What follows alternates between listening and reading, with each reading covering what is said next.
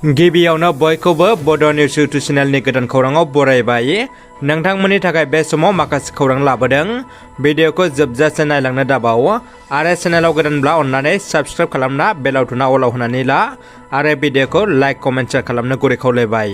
दानिया फैदो दिनैनि खौराङाव। गिबि खौराङाव दङ जोबोद गोजोनथाव खौरां। बर' फिसाया आसाम गौरब बान्था मोननो हाबाय। बर'नि गेजेराव बारमेन बिमुंजों मिथिजानाय रुस्तम बसुमतारी आसाम गौरब बान्था मोननो हाबाय। बाक्सा जिल्ला सिमला थानानि सिङाव थानाय खामारदैसा गामिनि रुस्तम बसुमतारीया असम गौरब बान्थानि थाखाय सायख'जाबाय। बिथाङा दावबायारिफोरनो जिब जुनारजों लोगोसेनो गोबांथार रोखोमनि दावमा दावसाफोरखौ दिन्थिनो हानायनि थाखाय बे बान्थाखौ मोननो हादों। मख'नो गोनांदि रुस्तम बसुमतारीया मानास हाग्रामायाव गावनि बिबानखौ मावगासिनो दङ।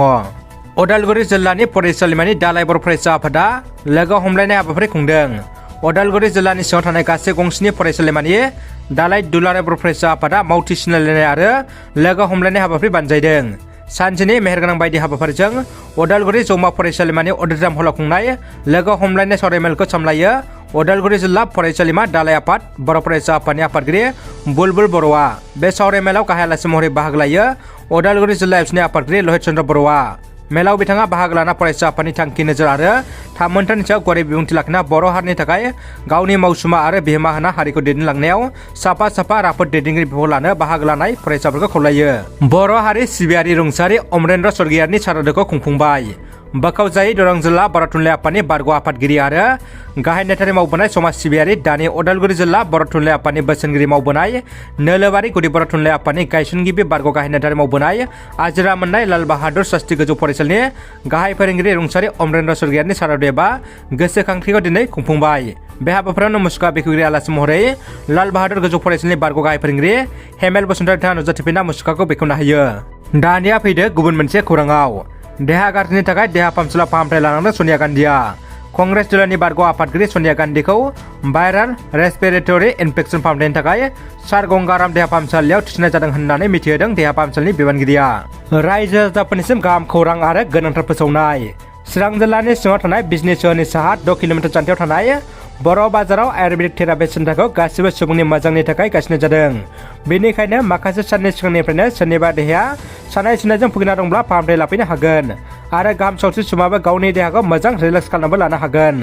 बेनि अनगायैबो जेरै सिं सानाय, हान्थु सानाय, मिजौनाय, मोदोम सानाय, जरा सानाय, गोदना सानाय, पेरालाइसिस आरो जिन मोननाय बायदि बायदि गोबां प्रब्लेम गोनां सुबुंफ्रा फाहामथाय लाफैनो हागोन।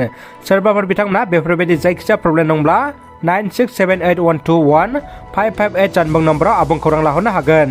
भुटान हादराव सोलिनाय शिशु फोरबोआव MCLA बिजिरग्रा नार्जारिया बाहागो लाहैदों। भारत हादरनि सिमायारि लोगो भुटान हादरनि सामब्रुम जंखार जिल्लायाव सानथौनि हाबाफोरजों दिनैनिफ्राय सोलिदों भुटान हादरनि मुंदांखा आरो देरसिन फोरबो शिशु फोरबोआ। सामब्रुम जंखाराव सोलिबाय थानाय बे शिशु फोरबोआव बिटिआर दारंगा जुलिबियामनि MCLA बिजिरग्रा नार्जारिया बाहागो लाहैदों। बोसोरफ्रोमबो फालिबोनाय बायदिनो बे बोसोरावबो जोबोद गाजा गोमजायै शिशु फोरबोखौ फालिनाय नुनो मोन्दों। शिशु फोरबोआ भुटान हादरनि देरसिन धोरोमारि फोरबो। गाहाय बुद्ध धोरोम सिबियारिफ्रा बे फोरबोखौ समायना हारिमु गाननाय जोमनायनि गेजेरजों मास्क दान्स मोसानानै गोबां सुबुं अनजिमा बाहागो लानायनि गेजेरजों फालियो। दानिया फैदो जोबथा खौराङाव। BTC ट्राइबेल संघ क'अर्डिनेशन कमिटिखौ सिफायनानै BTR ट्राइबेल संघ क'अर्डिनेशन कमिटि मुं होबाय। दिनै चिरां जिल्लानि काजलगावआव थानाय बड'लेण्ड आलासि न'आव BTR क'अर्डिनेशन कमिटि ट्राइबेल संघखौ गोदानै दाफुंना लाफिननाय जाबाय होनना खौराङाव मिथिहोदों।